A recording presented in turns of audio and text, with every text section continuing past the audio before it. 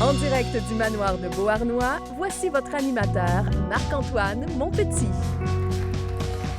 Bonsoir, mesdames et messieurs, faites du bruit! Yes! Applaudissez-vous! Ben oui, plus fort que ça, vous êtes en feu! Est-ce qu'il y en a par applaudissement qui étaient là au dernier show, au dernier tournage? Pour être sûr qu'on n'ait pas de heckler, pour être sûr que personne ne parle pendant le show, j'ai mis mon alliance cette fois-là. Très bon gag pour ceux qui le comprennent. Et c'était... T'as un mot à dire, mon amour? Tout va bien, parfait. OK.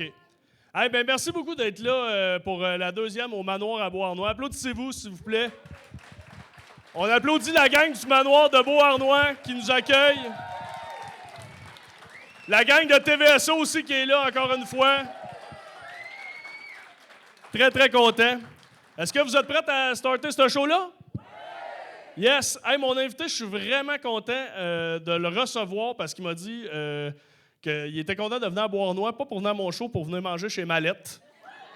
Fait qu'il est vraiment content de venir manger à la poutine, mais je pense que vous allez lui donner tellement d'amour qu'il va repartir d'ici le ventre plein. Il n'y aura même pas besoin d'aller manger de poutine.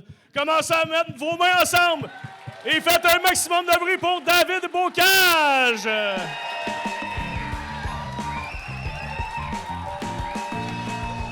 Yes! Oh! Blooper! Je m'assois sur ma boîte. C'est déjà brisé? Ouais, elle est brisée. Il n'y aura pas de questions. C'est la première fois que je m'assois sur ma boîte.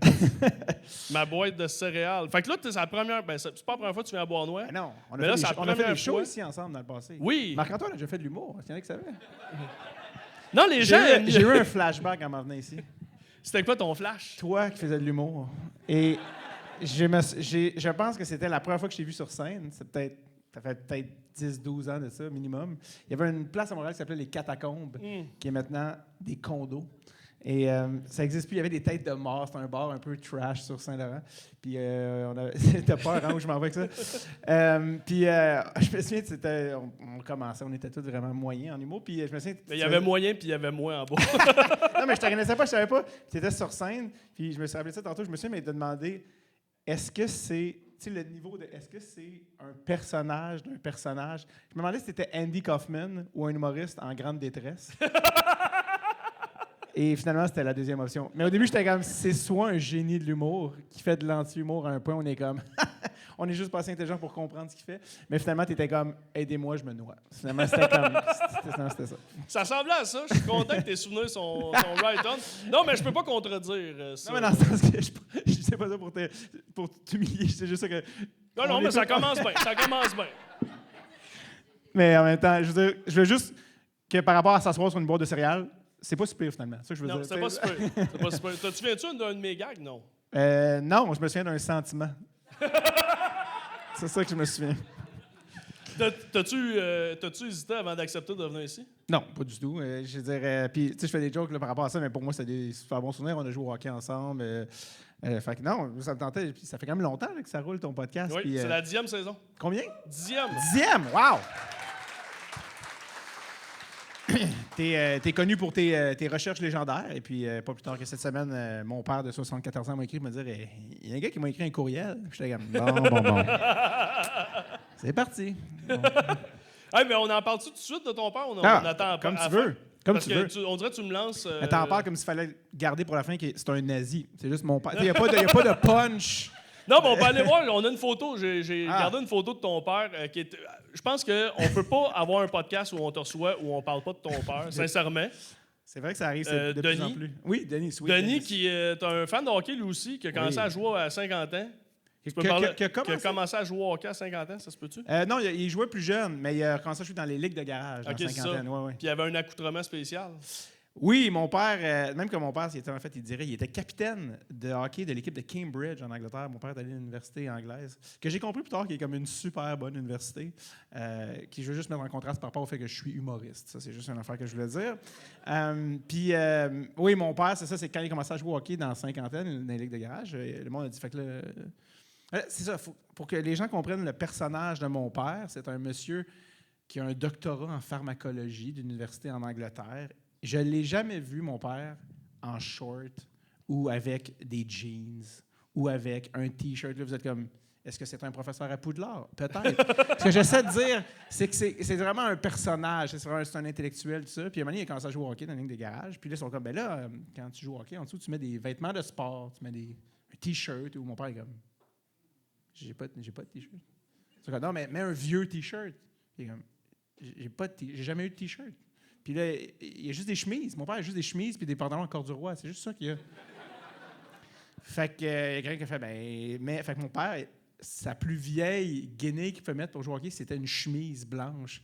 Fait que mon père, tu sais, les bonhommes, ils jouent au hockey pas d'épaulettes, là, comme en 62. Fait que mon père, c'est juste un monsieur qui jouait dans des garages avec un collet de chemise qui sortait de son jersey. Puis le monde était comme, pourquoi il y a un poète joueur de hockey en ce moment? C'est quoi qui se passe? Puis les gens, des fois, qui jouaient dans cette ligue-là, je disais, tu joues avec mon père? Tu joues contre mon père? Ah non, je sais pas. Qui, Denis? Non, je sais pas. Il y a une chemise. C'est ton père, ce gars-là! Parce que tout le monde le reconnaissait. Mon père a beaucoup d'autodérision, puis il aime ça pousser la joke plus loin. Fait que quand ils sont arrivés en série, il a mis une cravate en dessous. Il s'est mis à compter des buts, c'est devenu la cravate chanceuse. Il était pris avec la cravate, en tout cas, bref. Mais ça vous donne une idée du personnage. Il était comme Guy Carbonneau. Je sais pas si Steph, on a la photo de son... Oui, ça, je pense que c'était... il y avait quelqu'un dans leur ligue qui travaillait pour le Canadien de Montréal. Fait qu'il avait eu accès au Centre Bell pour faire une game au Centre Bell. Puis ça, il devait avoir comme 50... Ça te fait comme 20 ans, cette photo-là. Il y a moins de cheveux en ce moment que ça. Mais ouais, c'est une belle photo. Ouais. As-tu pensé l'amener dans ton équipe des loufoques? Parce Mon que père. là, David, on peut en parler. Il y a une Oui. série qui vient de sortir sur Crave. Ça s'appelle Les Loufoques. Ça s'appelle À la poursuite du rêve glacé. À la poursuite du rêve glacé. Mais tout le monde appelle ça les loufoques. Peut-être qu'on a manqué c'est notre l'équipe branding. qui s'appelle Les Loufoques. On peut Exact. voir la photo de la gang. Vous êtes allé à un Oui. tournoi à Niagara. Oui. Puis c'est un documentaire là, d'une équipe d'humoristes. D'ailleurs, justement, tantôt, tu disais, on a joué au hockey ensemble, puis vu que je suis pas humoriste, j'ai pas été appelé. Non, mais où je pensais bon au hockey aussi. Celle-là. Oui, en fait, c'est ça. C'est un show que j'ai pitché il y a 4 ans. Des fois, on dit que ça peut prendre du temps, mais des fois, on pense que ça se fera plus, puis là, la vie ramène des choses. Le concept, en fait, c'est que je me suis dit, on va faire une équipe de hockey entièrement constituée d'humoristes qui sont devenus humoristes pour la même raison. Parce qu'ils n'étaient pas assez bons au hockey. Parce qu'on avait tout ce rêve-là. Puis vous allez peut-être apercevoir Pierre-Yves Roy-Desmarais, il y a Sam Breton, il y a Charles Pellerin, Dominique Babin. En tout cas, bref, et on a fait une équipe, c'est tous des amis. Puis on s'est inscrit un peu pour comme en finir avec notre rêve qu'on n'en est jamais revenu de ne pas être joueur de hockey. On s'est inscrit à un vrai tournoi de hockey à Niagara Falls. Puis on s'est préparé physiquement, mentalement, un peu comme 24 CH, mais d'une équipe d'humoristes. Et donc moins bon. Et on l'a fait avec des vrais coachs. Max Talbot est venu nous coacher. On a eu du power skating, on a fait des trucs de préparation physique, mentale. Puis on s'est rendu au tournoi contre des Ontariens. Puis honnêtement, c'est un projet dont je suis vraiment fier. Puis les 3 premiers épisodes sont sortis mardi. Ça fait vraiment pas longtemps sur Crave. La réception est incroyable. Je sais qu'il y a des gens parce que les gens se demandaient si ça doit être un show de hockey, mais que vous aimez ou pas le hockey, c'est vraiment pas un show de hockey, c'est un show comme sur l'amitié masculine et l'adversité. Puis là, les 3 épisodes qui sont pas sortis, ça se passe au tournoi. Ça brasse. Je sais pas comment vous dire. Il y a des Ontariens fâchés qui nous attendaient. Allez checker ça. Puis si vous avez la chance de vous rendre... C'est seulement 6 épisodes. Je vous mets au défi même de ne pas verser une larme dans l'épisode 6. Donc, Qui verse le plus de larmes dans cette équipe-là? Pour vrai, Sam Breton. Sam Breton, c'est un grand sensible. Ouais. Ben, il pleure dans la bande-annonce. Si vous avez vu la bande-annonce, c'est comme lui qui est comme le sport. C'est un grand compétitif, Sam. Là. Oui. Il sait jamais de. Tu sais, c'est à fond de train Ouais. tout le temps. Ah ouais, Nord-Sud, il mange les bandes, tout ça. Puis il se passe des choses dans l'épisode, donc vous allez voir avec Sam en plus, mais dans la série. Puis mais non, Sam, il a le cœur sur la main, c'est un intense. Puis c'est un grand sensible aussi. Fait que, puis le sport, ça fait comme ressortir ça un peu chez les gens. Moi, je me sentais comme quelqu'un dans une télé-réalité, comme on était tout le temps comme à bout. Parce que c'est tellement intense comme expérience que quand tu vois du monde à la télé, t'es comme il pleure à Big Brother. Mais tu sais, dans le fond, t'es juste comme dans un environnement tellement weird que ça fait ressortir des choses. Puis non, c'est ça. Bref, allez voir ça. Je suis vraiment fier de ce show-là. On peut l'applaudir, Dave. Mais justement, on parle de Sam. Oui. Sam avait une affirmation sur toi. Ah, boy. Et je veux que tu répondes à ça. Il m'a dit il n'est pas capable de se souvenir de la date de fête de sa mère, mais capable de se rappeler de la longueur des lacets des patins de Raymond Bourque. 182 cm. Non, mais pour vrai, le pire, c'est que ma mère, sa fête, c'est le 14 000. C'est dans pas long. Mais j'ai une mémoire un petit peu sélective où j'oublie des choses que je suis supposé de savoir. Mais après ça, je te sors un fun fact sur, je veux dire, la manière dont Gordie Howe tapait son hockey du revers. Tu sais, puis moi, c'est pourquoi tu sais ça? C'est une maladie, c'est pas un choix. Mais ça pour dire, oui, j'ai une mémoire qui fonctionne de manière un peu bizarre. Ton meilleur fun fact, selon toi, là, que tout le monde, mettons, va s'en foutre, mais peut-être que moi, je vais aimer. Oh my God, par où commencer?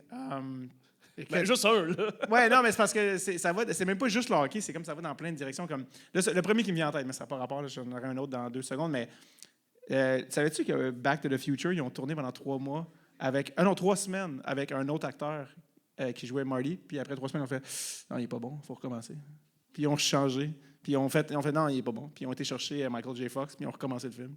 Ça, je le savais. Non. Là, je me sens con. Non, c'est pas grave.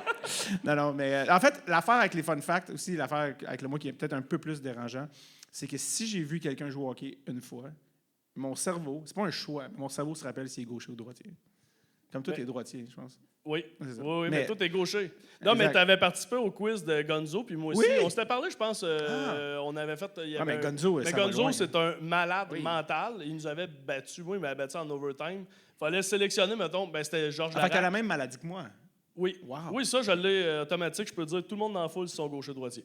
Non, si je les ai Tout le monde qui jouer au se lève, hockey- qui s'en vont, genre, ce gars-là nous fait peur. On veut plus participer à ça. Non, mais Ouais. au hockey, je joue une fois, puis je le sais. Ça, je le Exact. Fait que ça, Ouais. c'est tout le monde est comme, pourquoi? Comment sais. tu... Tu forces pas, là. Non, Tu le exact, sais. c'est ça. Tu le sais.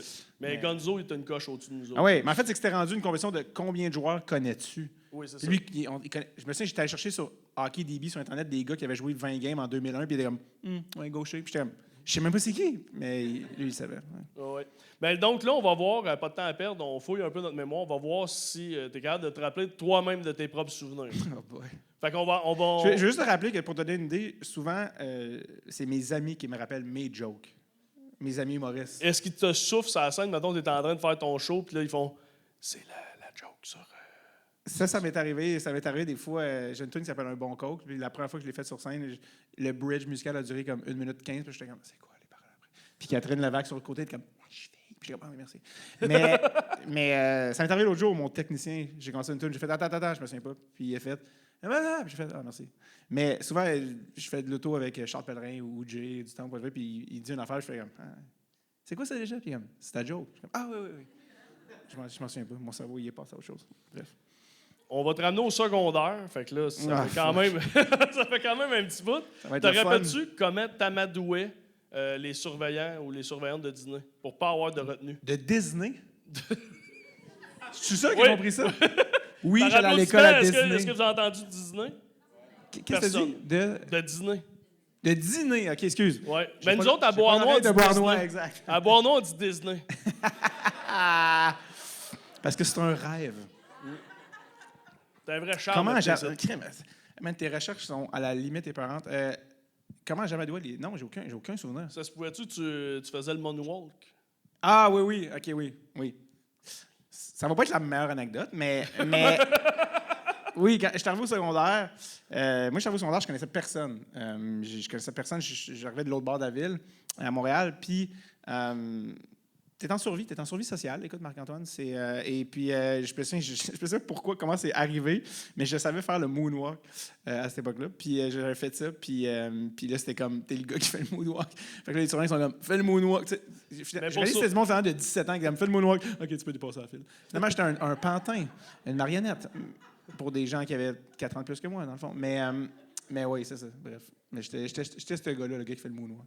Puis t'avais manqué aussi ta remise de diplôme. Oui, une belle métaphore de mon rapport à l'éducation. Alors, ça, c'est que moi, j'allais tu sais, je parlais de mon père tantôt, mes parents m'ont mis dans des bonnes écoles, hein, les valeurs de l'éducation, on souhaite ça à tout le monde. Puis ils m'ont mis dans une école privée qui est super, super, tu sais, comme académiquement respectée.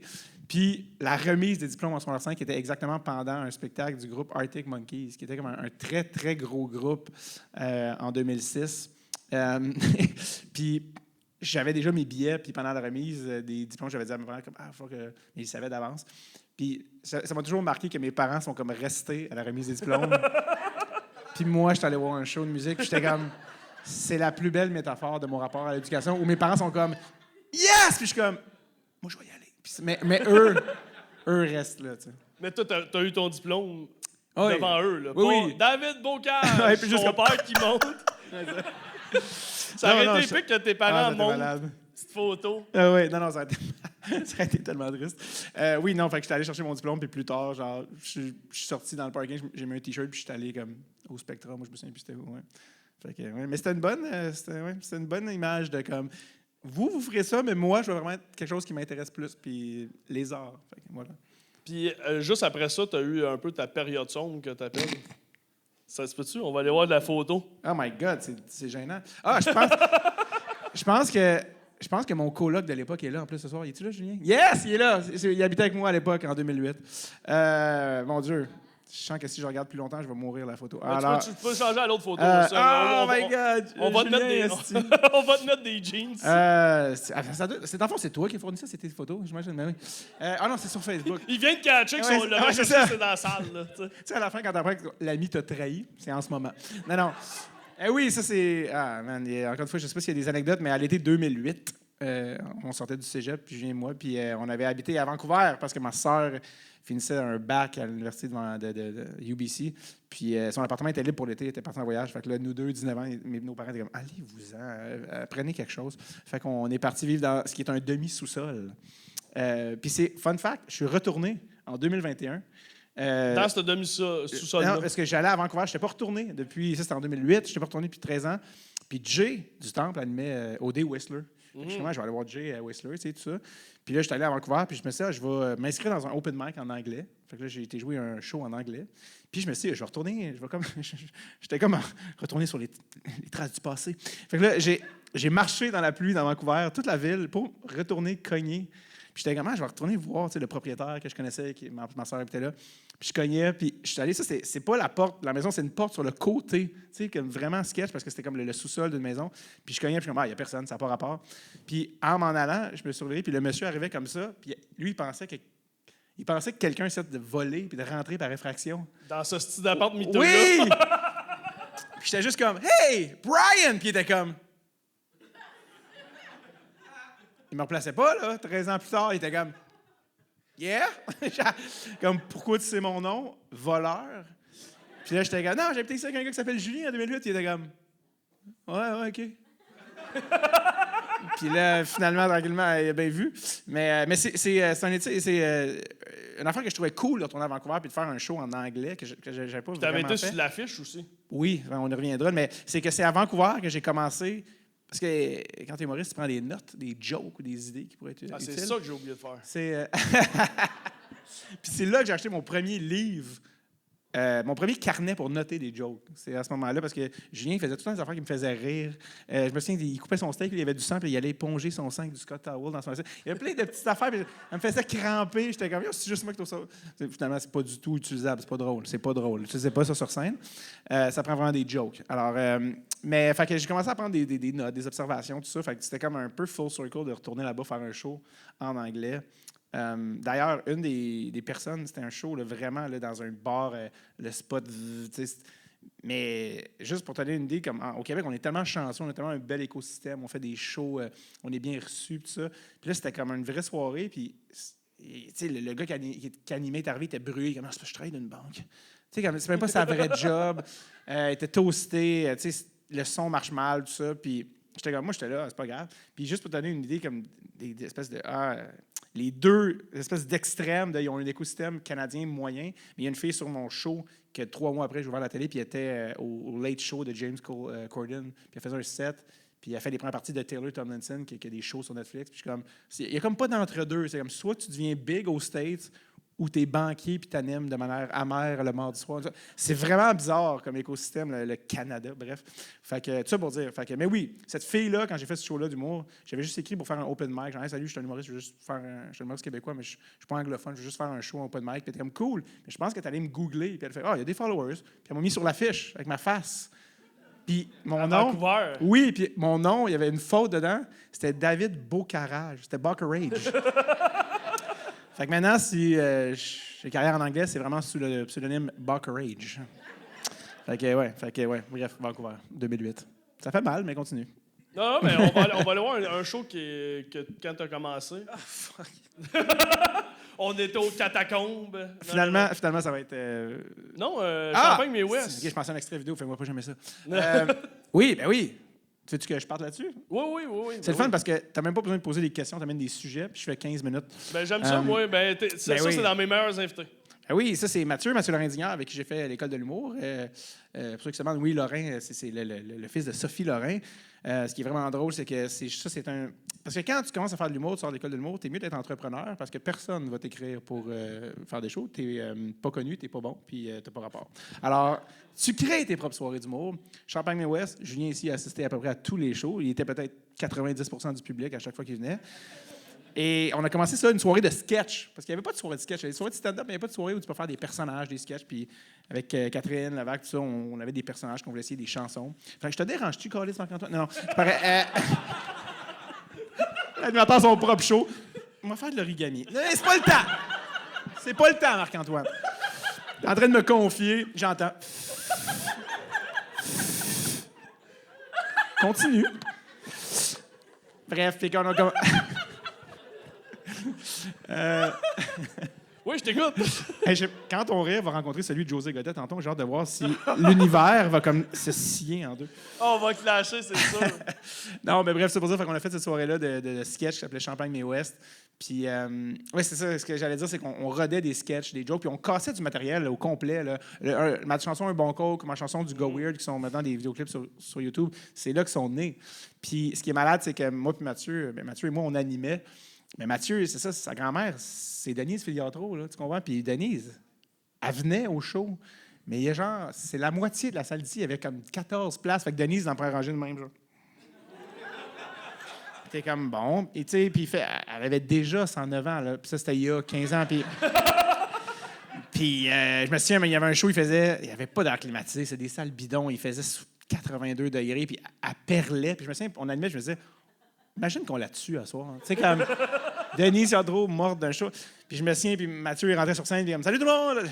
La grand-maman, là, crie pas à quelle heure de punch. Là. OK.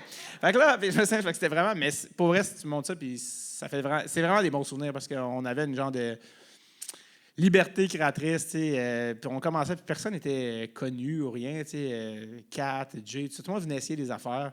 Puis c'était vraiment cool. Les Pic-Bois, qui sont de Valleyfield, pas loin, tout le monde venait essayer des personnages, des chansons. Puis honnêtement, je ne sais même pas s'il y a eu des soirées de sketch ou de personnages depuis, parce que c'est trop niché. Il y a le podcast des personnages, c'est peut-être rendu ça. Fait que, ouais, des bons souvenirs, ça. Dans des endroits improbables. C'était tout le temps dans des shows de burlesque ou le show la veille, c'était genre des filles avec des affaires. Tu sais, les affaires, c'est sains qui font des... Je sais pas comment appeler ça, j'ai pas les termes Il y avait techniques. du monde qui venait faire ça, votre Non, mais c'était tout le temps dans des endroits de même, des cabarets un peu, genre comme... Tu sais, comme... Qu'est-ce qui s'est passé ici?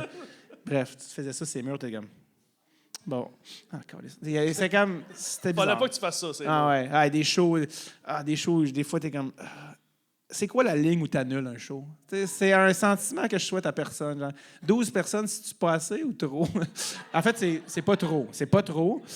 Mais est-ce que 12 personnes, c'est assez pour faire un show? C'est tellement... L'avez-vous déjà annulé? Je pense que c'est arrivé... une fois. T'étais-tu là, Julien? Non, peut-être pas. Je pense que c'est arrivé une fois. Dire à Denise, désolé, je pense qu'il y avait retourne chez vous. Non, mais il y avait des amis de mes parents, tu sais, qui voient ça sur Facebook, ils se pointent, ils font 45 minutes de char, puis ils sont comme, ah, câlisse. Genre, tu sais, comme... Mais, non, c'est ça. Puis on a fait un best-of au ZooFest, des sketchs de ça. Mais on avait vraiment beaucoup de fun. C'était des bons souvenirs.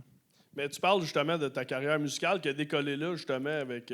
Carrière musicale, c'est un gros terme, là, je te dis. Non, mais t'as un album, t'as plusieurs chansons que moi, je fredonne, que j'aime. On va aller écouter un extrait, puis on s'en reparle après. This is Oh my God. The story of the three monkeys. Here we go. Les gens First, when comme he's a boy, he fills us with joy. Clever and cheeky, what a great little monkey. Je suis animateur de foule en même temps. On peut clapper. C'est tough, hein? Je suis pas sur le beat moi-même. Pourquoi il chante en anglais? His name Je vais vous l'expliquer. is Lusky Boy. He's my Lusky Boy. J'ai l'air un peu gelé sur la... Yeah, on peut applaudir Dave. Ça demande tellement d'explications. Pourquoi il a l'air un petit peu batté en train de chanter en anglais? Tout ça, il y a des... Ça, en fait, c'est une chanson. Ça, je suis vraiment fier de. Tu sais, tu donnes des cadeaux à Noël ou à tes proches, puis t'es comme. Puis là, des fois, il y a des gens qui tu donnes un DVD à quelqu'un. Mais ça, c'est comme le cadeau dont je suis le plus fier que j'ai donné parce que moi, j'ai 6 neveux et nièces. Mes sœurs ont chacune 3 enfants. Personne n'attend après moi, by the way, au niveau de. Et ma soeur, l'aînée, elle a 3 enfants. Puis l'affaire, c'est qu'ils sont nés à Londres. Ils sont nés à Londres, en Angleterre. Ma soeur habitait là-bas quand ils sont nés. Puis là, elle est revenue depuis. Mais il y a une couple de Noël de ça. J'étais comme, qu'est-ce que je pourrais leur donner? T'sais, puis j'ai pas envie de leur donner des gogos. Si y en a qui ont des enfants, ont des neveux, c'est comme, ils ont déjà trop de jouets. C'est comme, c'est pas ça qu'ils vont se souvenir. Fait que j'étais comme, qu'est-ce que je peux leur donner que tous leurs petits cons d'amis n'auront pas à Noël? Pourquoi agressif avec des enfants que je connais pas? Aucune raison. Alors, non, puis là, je me suis dit, je pourrais leur faire une chanson. Je vais faire une chanson pour eux, personnalisée. Fait que là, j'ai écrit une chanson parce que quand il était en Angleterre, il disait toujours comme. Je sais pas quoi, mais il appelait toujours les enfants garderies genre des monkeys, genre, avec un accent brit. Fait que c'est comme resté, mais je leur parle en français. Mais là, je me suis dit, je vais faire une tune en anglais vu que c'est comme leur enfance. Puis c'était la chanson des 3 monkeys, puis c'est parce qu'ils sont 3. Fait que il y avait chacun leur refrain, leur couplet puis leur refrain. Fait que c'était comme le. Je pense que c'est le cadeau de Noël, ou cadeau toutes catégories confondues dont je suis le plus fier parce que c'était comme. Pour eux. Puis il catchait aussi, tu sais, il catchait ça, c'est comme, là, c'est mon refrain qui s'en vient. Puis là, fait que je suis une bonne personne, c'est ça que j'essaie de dire. Non, mais on peut applaudir, oui. Non, mais ça te rend ému, ça. Je pense qu'on a une photo, justement, avec... on a la photo quand t'as offert la dite chanson. On voit justement tout l'amour que... On ressent l'amour juste en voyant la photo. Oui, c'est en Gaspésie, à la maison familiale, parce que c'est là qu'on fait souvent Noël. Mon père vient de New Richmond, en Gaspésie, puis et là, tu sais, ça commence, là, les cadeaux là, sont high. Ils n'ont pas fini de déballer un qui déballe l'autre, puis je ne peux pas leur donner la toune de même, ils vont être comme plate. Fait que, ils ont déballé les cadeaux, on a déjeuné, puis après, c'est comme, OK, là, asseyez-vous, j'ai vraiment quelque chose pour vous. Ils sont comme, OK. Puis là, j'ai fait la toune. Fait que ça, c'est juste après. C'est drôle parce que ça fait quand même une couple d'années, ils ont déjà vraiment changé, mais yep, voilà. Les Noëls en Gaspésie, t'as-tu plus le fun que ceux en Arabie? Le monde sont comme, quoi? Donne-nous du contexte, sacrément, Marc-Antoine. Moi, c'est hors contexte tout le temps. Parce que David, ses parents ont habité en Arabie, ont travaillé en Arabie Saoudite. Ben, comme tout le monde, je pense. Non. Dans la catégorie, mes parents sont comme les parents de personne. Mon père a eu une job dans une université en Arabie Saoudite qui est parti en 2009, puis on était là. Ils ne savaient pas combien de temps ils partiraient, parce que tu ne sais pas dans quoi vraiment tu t'embarques. Est-ce que ça va être le fun, pas le fun? Ça. Finalement, ils étaient là 5 ans. Ils étaient là jusqu'en 2014, qui étaient à peu près les années qui coïncidaient où j'étais à l'université et à l'école de l'humour. Fait que, et mon père, dans son contrat, il y avait une clause qui disait que ses enfants, c'est vraiment loin et très dispendieux et très compliqué aller en Arabie Saoudite. C'est pas un pays où tu peux juste acheter un billet d'avion. Il faut un visa, mais il faut que tu sois sponsorisé par quelqu'un dans le pays qui te fait venir pour une raison valable. C'est comme compliqué. Puis, il n'y a pas vraiment de tourisme, à part du tourisme religieux. Donc, mon père avait une clause dans son contrat qui disait que ses enfants pouvaient venir une fois par année le voir, puis eux pouvaient venir ici une fois par année. Donc, à Noël, c'est la fois où on allait fêter le christianisme au cœur de l'islam. Alors, c'est vraiment bizarre, mais c'est ça. Bref. Et donc, fait que j'allais fêter des Noëls en Arabie Saoudite, c'est vraiment weird. Mais, je sais pas, j'ai pas tant de choses à dire que ça, mais c'est autre que ça, c'était... Personne n'a la chance d'aller en Arabie Saoudite. Puis, comme humoriste, je pense que tu essaies d'avoir comme humain, des expériences un peu uniques. Et ça, c'en était une. Mes parents vivaient sur ils appellent ça un compound. C'est comme une ville un peu fermée. Là, parce que mon père, dans le fond, il travaillait pour une université. Donc, c'était comme une cité fermée. Y en a-tu qui ont vu le film The Truman Show avec Jim Carrey? C'est comme si c'est dans le Truman Show. C'est-tu vrai? Où est-ce qu'on est? On est-tu dans une mise en scène? C'est très particulier. Mais c'était vraiment des belles expériences. Puis, mes parents, ils ont eu bien de fun aussi à faire ça. Mais, fait que oui, j'ai fêté comme 4 fois Noël en Arabie Saoudite. Là, tu vas-tu m'amener à l'anecdote de... On dirait que je sens où il s'en va avec ça. Là. Parce qu'à un moment donné, j'ai fait Arabie Saoudite, New Richmond en une traite. Non, mais tu peux y aller. OK. Bon, laisse faire. Non, mais c'était ça fait longtemps, ça devait être en 2011-2012, mais à l'époque, je sortais avec Catherine Novak, puis on était à l'école de l'humour. Puis, quand c'est... cassé quelque chose. Exact, elle s'est cassée la cheville. Elle s'est cassée que moi et mon frère, on avait comme un projet de fou. Il faut bien avoir 20 ans pour penser à ça, mais on dit on va aller directement d'Arabie Saoudite en Gaspésie. Mais comme il y avait 2 avions, on arrivait à Montréal, on embarquait sur un bus. Puis ça, c'était comme non-stop. Ça durait comme 36 heures de voyagement, tu sais. Puis quand j'étais à Montréal, Catherine elle venait nous rejoindre dans l'autobus. Puis là, elle m'appelle, puis elle est comme je me suis comme un petit peu foulé la cheville. Puis j'étais comme on n'annule pas un voyage pour ça. Tu sais, c'est comme... Puis elle était comme, ouais, mais j'ai un peu mal. Tu sais, puis j'étais comme, OK, ben, est-ce qu'on peut... Fait que là, un ami avec qui il était l'a amené à la gare d'autobus, tu sais, puis avec sa cheville, elle est comme grosse de même. Puis on fait comme de l'autobus de nuit. Puis là, tu arrives à Rimouski, puis là, juste quand tu t'endors, tu te fais réveiller parce qu'il faut que tu changes d'autobus. Puis on avait un auto qu'un ami nous avait laissé là. Fait que là, on a conduit un autre 3h30. Puis on est arrivé en Gaspésie. Moi, j'étais à l'hôpital à Maria. Puis ils sont comme... ah ouais, il y a 2 fractures dans sa cheville. Moi, j'ai genre dormi 2 heures en 2 jours. Puis là, j'étais comme, ouais, mais tu sais, 2 fractures, mais on est à l'hôpital, comme, c'est où il faut être. Ils vont l'opérer. Puis ils sont comme, ouais, par rapport à ça, on est le 30 décembre. Les 2 orthopédistes sont en vacances. Je suis comme, qui fait les horaires ici? Tu sais, comme. Puis là, ils sont comme, ouais, mais on est à Maria, tu sais. Puis où mon grand-père a travaillé d'ailleurs comme médecin. Puis là, ils sont comme, ouais, on va checker à Chandler. Peut-être que Chandler pourrait vous prendre, tu sais. Chandler, c'est comme un autre. Plus qu'une heure, 1h30, 1 heure. Puis ils appellent, ils sont comme, OK, ils vous attendent. C'est comme là. Fait que là, ouais. Fait que là, on a ramassé les trucs, on est parti vers Chandler, mais là, il y avait une tempête de neige. Je me souviens même pas de qui j'étais. Genre, j'étais parti, je conduisais, puis avec la tempête, la fatigue de 30... Bref, ça pour dire qu'on est arrivé à Chandler. Puis, encore une fois, je ne sais pas qui est derrière la conception de l'hôpital. L'hôpital est sur une butte, ce qui ne le rend pas particulièrement accessible. Qui est, je pense, une qualité que tu veux d'un hôpital, c'est l'accessibilité. Y avait-tu une rampe, quelque chose? Ben, c'est comme si tu arrivais, tu comme crème un escape room pour avoir accès au... fait que l'auto, elle n'arrivait pas à monter la butte parce qu'il y avait une tempête de neige. Fait que là, j'ai dû prendre un élan, en tout cas, bref. Kat, à ce moment-là, elle avait encore sa carte d'assurance maladie ontarienne, qui avait l'air d'une carte du Sears. Il n'y avait pas de photo et du tape. Fait qu'elle s'est fait opérer à Chandler. Fait que les vis qu'elle a dans la cheville, c'est de ce moment-là. Fait que, un beau jour de lait. Oui, c'était malade. Je me souviens, il y avait un hôtel juste à côté de l'hôpital. Je pense pas que je me suis endormi, je pense que je me suis évanoui. Je suis juste arrivé, puis... Dans l'autre d'entrée. Oui, dans la chambre, c'était bref. Fait que, ouais, l'Arabie Saoudite. Bon, on va revenir à ta carrière musicale. On a entendu une... Mais pourquoi t'aimes pas ça? Chaque fois que tu dis ça, je suis comme... je suis comme... Moi, je suis pas un Arcade Fire. Dans le sens que ça sonne comme un... mauvais référent, Arcade Fire. Mais en tout cas, bref, continue. Oui. Mais t'écris plusieurs chansons humoristiques. Là, on a entendu une chanson qui se retrouvait nulle part ailleurs, justement, autre que chez ta sœur. On va aller entendre une chanson que tu as écrite pour Normand d'Amour. Pourquoi Normand d'Amour est-il toujours fâché?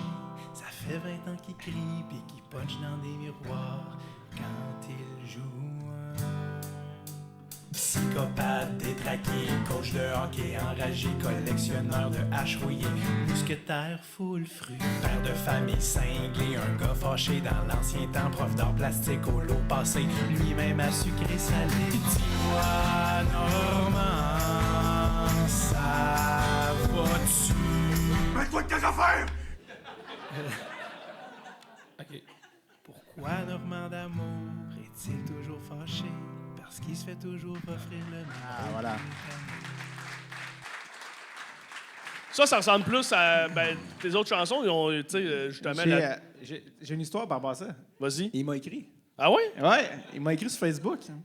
Qu'est-ce que tu t'as dit? Ben, parce que la dernière ligne aussi, juste quand ça fait out, c'était pourquoi Normand d'amour est-il toujours fâché? Parce qu'il se fait toujours offrir le même rôle puis il est tanné. Et Normand m'avait écrit sur Facebook.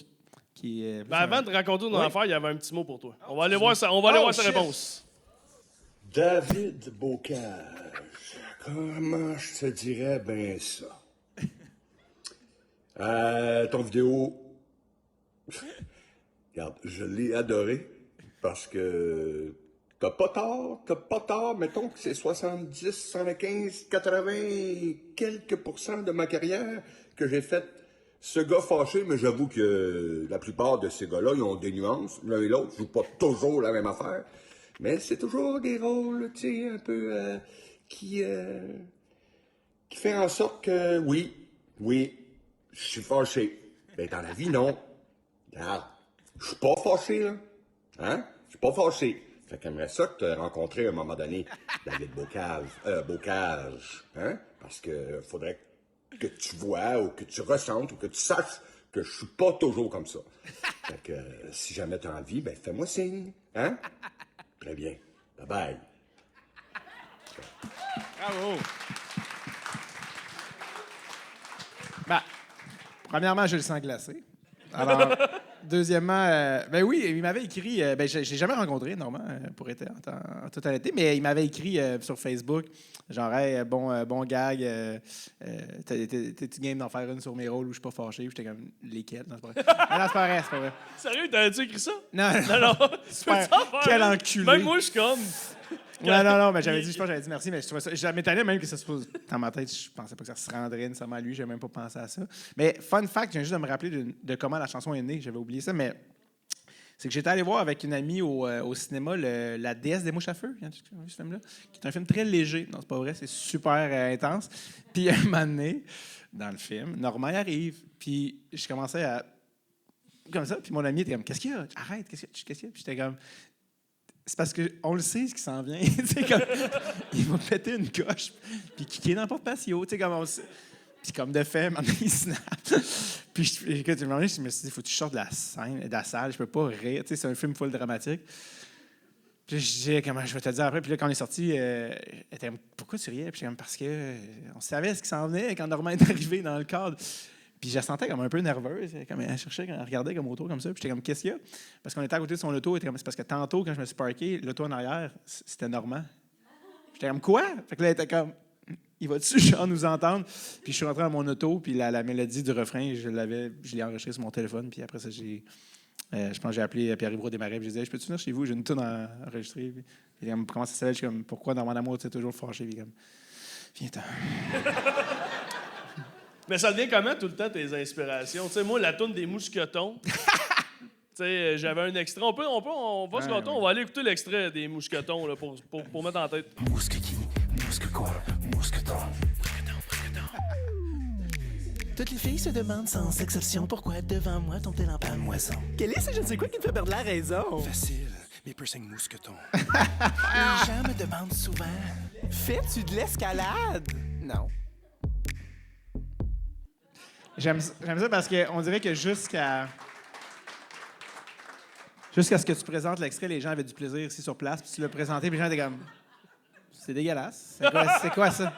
Mais là, ils ont juste l'image de toi, torse nu avec 2 mousquetons. Ouais, avec aucun contexte de pourquoi tout ça. Mais t'sais? moi aussi, c'est quand, pour vrai, puis tu sais, là, je te parle, puis je le sais qu'à chaque fois qu'on se parle, je suis comme, il est très normal ce gars-là, mais quand je vois ça, je fais, Chris, il est détraqué un peu.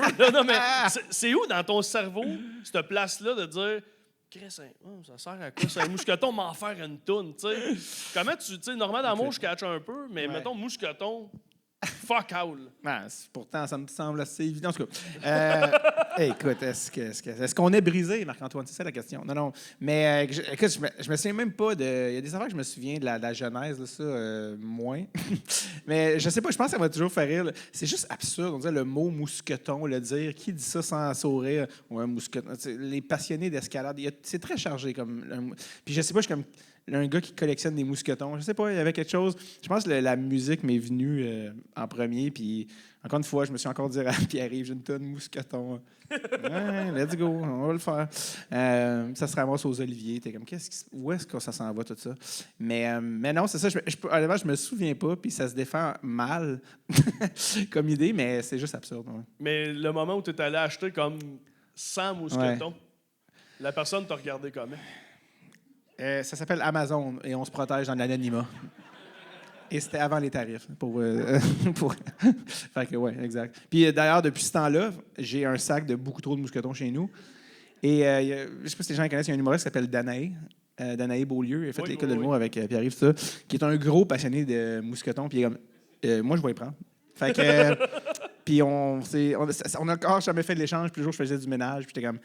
C'est quoi ce sac-là? Ah, c'était plein de mousquetons, une tasse avec un mousqueton.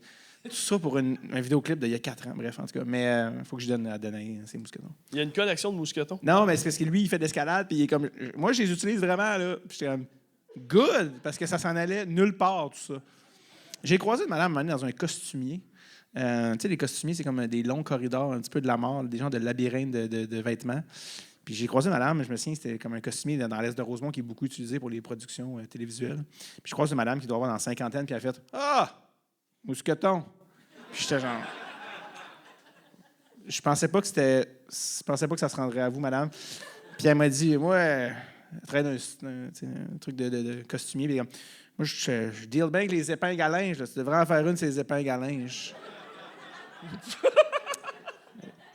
Je dis pas non, mais je dis pas non. C'est pas mort, ce projet-là, mais je l'ai pas encore fait. Mais je me souviens que toute cette interaction-là, je l'ai faite.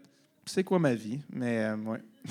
C'est-tu la proposition la plus weird qu'on t'a proposée, tu sais, de quelqu'un, hey, mets ça dans ton show, des affaires la même? Ah, man. Il y en a beaucoup, ça, des fois. Ouais.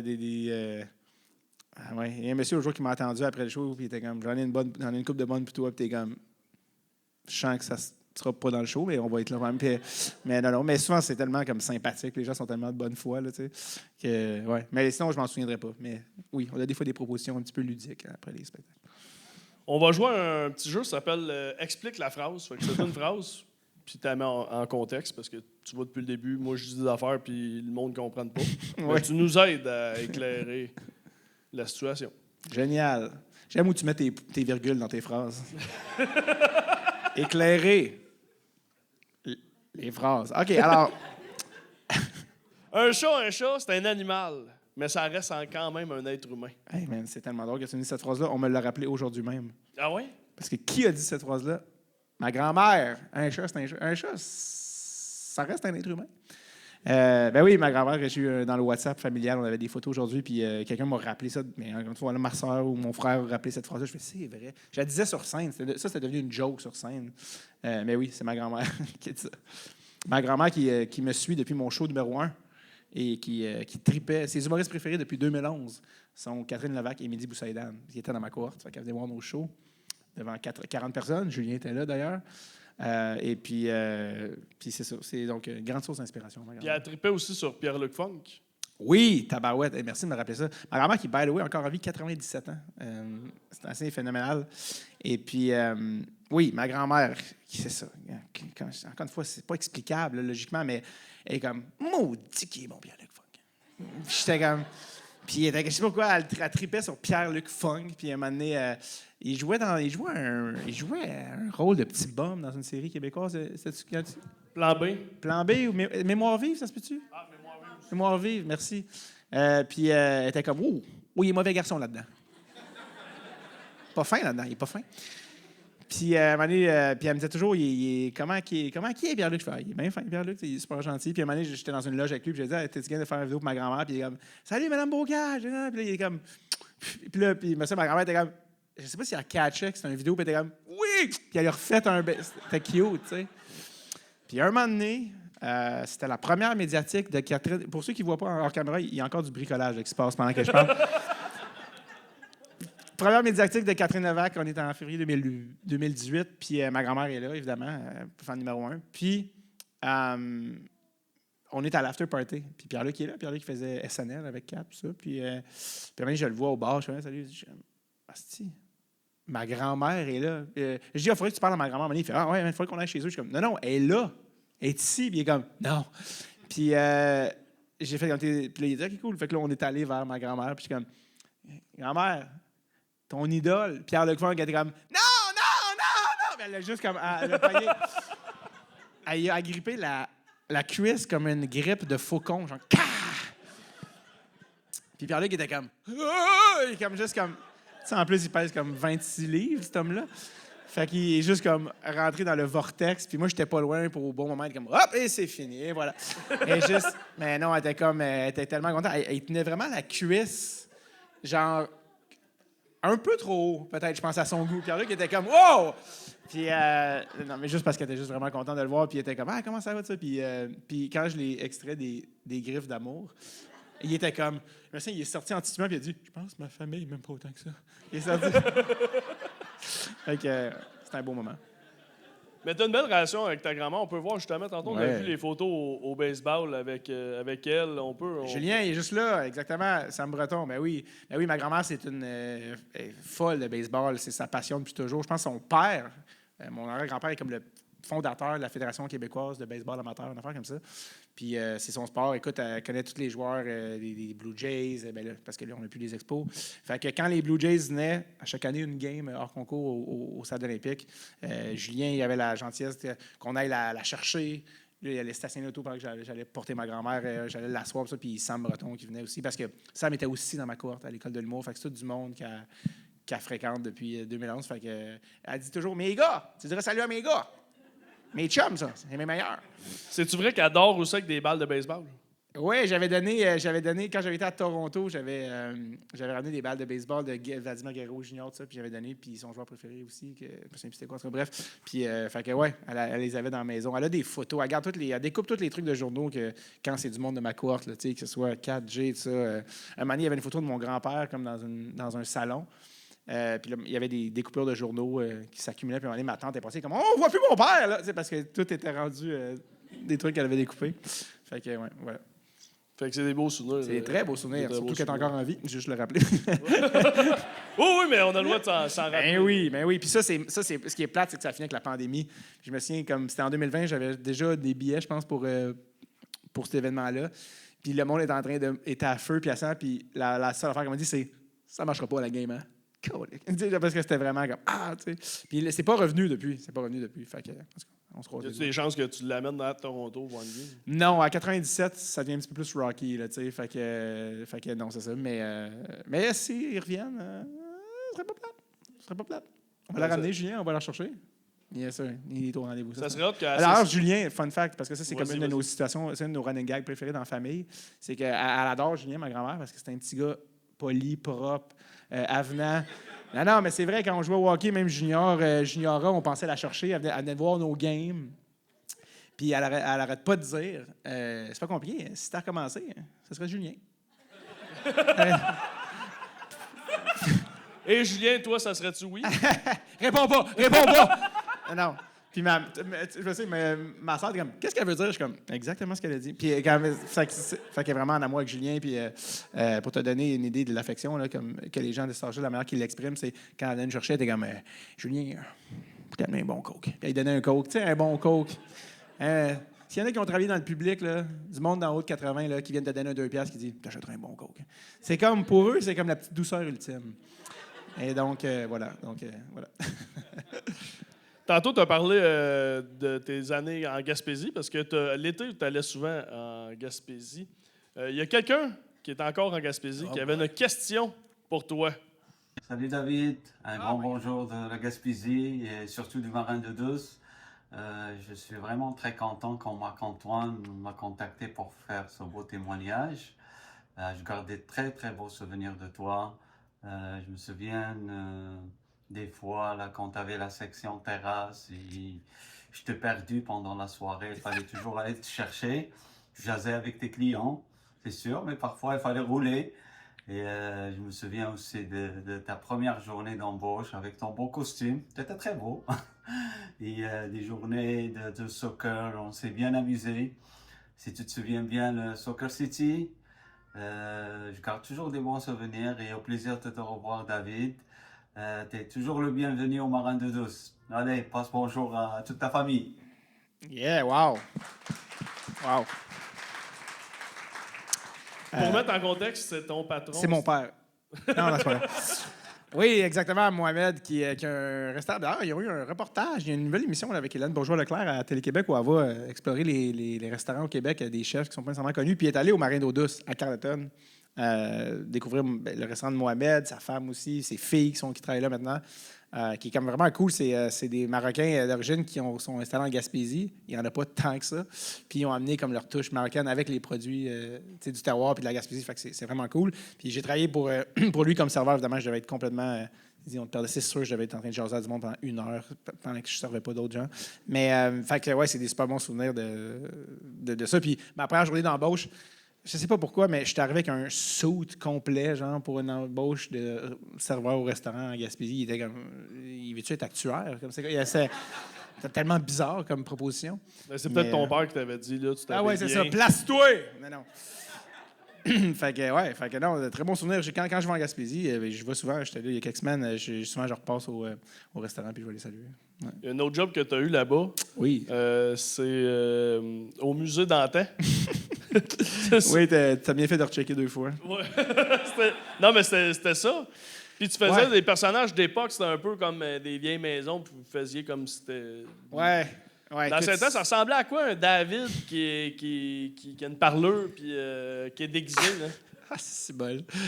Beaucoup d'humiliation que tu me ramènes. Mais écoute, on était dans des... Ouais, c'est ça, c'était des maisons... Parce que les villages... Ça s'appelait le village loyaliste. Parce que il y en a-tu qui se rappellent de leur cours d'histoire, les loyalistes qui étaient montés des États-Unis pour rester fidèles à la reine? Mais il y en a qui s'étaient installés justement en Gaspésie. Donc, c'était un village qui retraçait ce pan de notre histoire qui ne marchait pas tant que ça auprès du grand public, je devrais le dire. C'était vraiment comme... Bref, il y avait comme 4 visiteurs par jour qui étaient comme... Non, c'était ordinaire. Comme c'était vraiment bizarre, puis on était habillés en habit d'antan, puis on était dans une maison, puis en attendant que les gens arrivent, c'est comme « Bonjour, bienvenue dans la maison de M. Wilson! » Puis c'est comme « OK. » Puis les gens... La baratte à beurre. C'était vraiment... C'était terrible. Mais, ce qui m'est resté de cette job-là, par exemple, parce que c'était malade, là, c'était cool de travailler en Gaspésie, tout ça, c'est que je travaillais avec mon frère. Puis moi, j'étais dans une maison où il n'y avait personne qui venait, genre jamais. Puis il y avait une guitare qui était là, qui traînait. Puis c'est là que j'ai commencé à... J'avais rien à faire, puis on n'avait pas de téléphone intelligent en 92. Non, c'est pas vrai. Mais c'était les années 2000, on n'avait pas encore de smartphone. Fait que j'étais tout seul avec une guitare. Puis c'est là que j'ai commencé à écrire des tunes. Je jouais de la guitare, mais j'ai commencé à écrire des tunes sur mes collègues. Fait que le gars qui s'appelait... en face de moi, qui travaillait, s'appelait Matthew. Fait que là, j'avais une tune qui s'appelait Matthew. Puis là, fait que j'ai commencé à écrire des tunes sur chaque personne. Puis c'est comme ça que j'ai commencé à écrire des tunes, parce que je faisais des mélodies, je faisais des couplets, je faisais des refrains, je faisais... Fait que c'est comme Donc, ça que tu as développé ta carrière Exact. musicale, que tu le veuilles ou non. Exact! Fait que ça a commencé par Matthew, ça finit avec Normand Lamour, on sait jamais. Fait l'amour ou d'amour? Je sais même pas D'amour. ça. D'amour, excuse-moi. L'amour, c'est là, puis à la fin, il y avait un petit clin d'œil. Oui, exact. dans Puis ta aujourd'hui, vidéo. il est mort. Mort. Exactement. Fait que voilà. Fait que ben oui, c'est ça. Fait que j'ai eu beaucoup de jobs en Gaspésie d'été qui m'ont formé d'une manière ou d'une autre. Vous aviez bien des mauvais reviews aussi sur Internet. Ah ça se peut-tu? oui. Non, mais les gens venaient au village puis ils étaient comme il y avait comme tu sais le livre où les gens signent sont comme vous n'arrivez pas à achever du village de Caraquette. Tu sais, c'est comme tabarnak. Puis il avait raison. C'était pas très bon, mais bref. Ouais. Mais tu prenais-tu un parler aussi? T'avais-tu comme un genre de personnage? Non, pas vraiment. Je pense que j'étais comme un ado, vraiment un peu désespéré. Là. Je pense que j'étais genre, salut. Je pense que c'était triste, mais oui. Bref. J'ai peu de souvenirs de ça. Je me souviens écrire des tunes, lire un livre, puis faire comme, oh, quelqu'un qui arrive, c'est rare. C'est ça mes souvenirs de la job. On va faire un petit ça ou ça en rafale. Fait que je te donne deux options, puis sans tout rapport avec ta vie. Fait que, OK. Ça serait malade. Aubergine ou courgette? On s'en calisse. Non, mais on va y aller avec un facile. Les boys ou lancer compte? Ouh. Go, go, go! Fun Parce que fact. ça a marqué ta vie, lancer compte. Oui, d'une certaine manière. Puis, Full Circle, il n'y a pas longtemps, c'est que la série qu'on parlait tantôt, Le Rêve glacé, là, qui est sur Crave, qui est le narrateur de notre série? Yvan Ponton. Yvan Ponton, qui a accepté, c'est notre premier choix, puis je l'ai croisé en studio la semaine dernière, il faisait les voix, puis c'est malade, là, Yvan dans le bout, il est comme « Et pourtant, les petits garçons! » Tu sais, il écrit, il dit c'est malade. Puis il était super content qu'on ait passé à lui. Puis Yvan, quand j'ai commencé mon podcast de Red sur le Tape, où je reçois des gens reliés au hockey en 2016, il y a presque 10 ans, tu t'appelles du monde, t'écris du monde, ils sont comme « T'es qui, toi? » Puis pourquoi? Puis Yvan, il était venu dans les premiers épisodes de la première saison. Il est comme « Oh, ouais. » Il s'était pointé, mon studio, c'était ma chambre d'enfant chez mes parents. Il s'est pointé. T'sais, le monde rentrait chez nous, il était comme, où est-ce qu'on est? Puis comme, je suis pas chez nous, c'est encore plus épeurant que tu dis ça. Puis, suis-moi au 2e étage. Puis, je sentais que dans leur tête, il était comme, non, je suis plus fort que lui s'il arrive de quoi. Comme, je sentais qu'il. Pauvre Yvan, il est tout petit en plus. Là. Yvan, super Mais gentil. tu l'avais imité en plus devant lui. Je l'avais imité? Oui, dans le. Ah ouais? Je m'en souviens pas. Je m'en souviens pas. Ben, c'est un running gag avec Sam, avec Jay. Là, ils sont toujours comme, imite, parce que tu sais, le 30 images secondes, puis on fait toujours des running gags d'imiter Yvan Ponton. Fait que, mais bref, ça pour dire, fait que c'était comme, c'est malade là, que Yvan ait accepté de faire notre série. Mais oui, en fait, c'est que Lance et compte, c'est quand j'étais à l'université, mes années les plus déprimantes de ma vie, puis j'étais comme, c'est quoi, qu'est-ce qui se passe? Avant que je rentre à l'école de l'humour, qui m'a vraiment le rescapé complètement. J'étais à l'université, puis j'étais comme, qu'est-ce qui se passe? Puis il avait mis sur Illico les premières saisons de Lancer Compte, et je me suis accroché à ça comme une bouée de sauvetage. Je ne sais pas s'il y en a qui ont vu les revieux Lancer Compte des années 80. C'est le meilleur humour non intentionnel de tous les temps. Comme c'est le storytelling, c'est comme, et il meurt en moto. Et tous les renversements narratifs les plus improbables. J'ai le sida. Quoi? On n'en reparle plus. Rien se peut dans cette série-là. D'ailleurs, j'avais reçu Régent Tremblay plus tard au podcast, qui était malade, qui était venu. C'était incroyable. Mais ouais, mais crime, je sais pas, je pourrais pas choisir entre les deux, mon Dieu. Le lien entre les deux, c'est Yvan Ponton, ironiquement. Ça, puis Slapshot. Oh, ouais, la trilogie. Incroyable. Faut que tu choisisses. Je suis pas bon à faire des choix, by the way. Ben, je choisis pas. Ok. C'est un que te faire parler un peu, puis ça a marché. Un autre 17 minutes qu'on retrouvera pas. Ton prof préféré entre celui qui a enseigné à Justin Trudeau ou le gars qui fait les pubs de AEW? C'est que des prémices qui demandent des mises en contexte. L'école secondaire où j'allais a été fréquentée par Justin Trudeau, évidemment, bien des années avant moi. Et un de nos profs, M. Étier, prof de latin, ça vous donne une idée du genre d'école, on apprenait le latin, il nous contait des anecdotes. Bien, ça, c'était avant que Justin aussi soit premier ministre, là, mais des anecdotes de Justin Trudeau, c'est comment enseigner un petit peu au fils du premier ministre, parce qu'il y avait des bodyguards qui venaient le chercher. Là, Justin, il ne retournait pas en métro sur la ligne orange, là, tu comprends? Fait que, puis il nous disait que tu es quand même ado, Justin était ado, puis c'est un peu rochant là, que des messieurs en dessous viennent te chercher à chaque jour. Fait que monsieur qui nous avait conté que Justin, il s'enfuyait comme par la backdoor, puis les gars arrivent en classe, sont comme « Il est où? » Ils sont comme « Je sais pas, il est parti quand les cours finissent. »« Shit, il est pas là. » Puis là, les gars, ils partaient il fallait qu'ils retrouvent Justin. J'adorais ce monsieur-là, Richard Étier, qui fumait à peu près 6 paquets par jour. Puis des années plus tard, il est mort d'un cancer weird.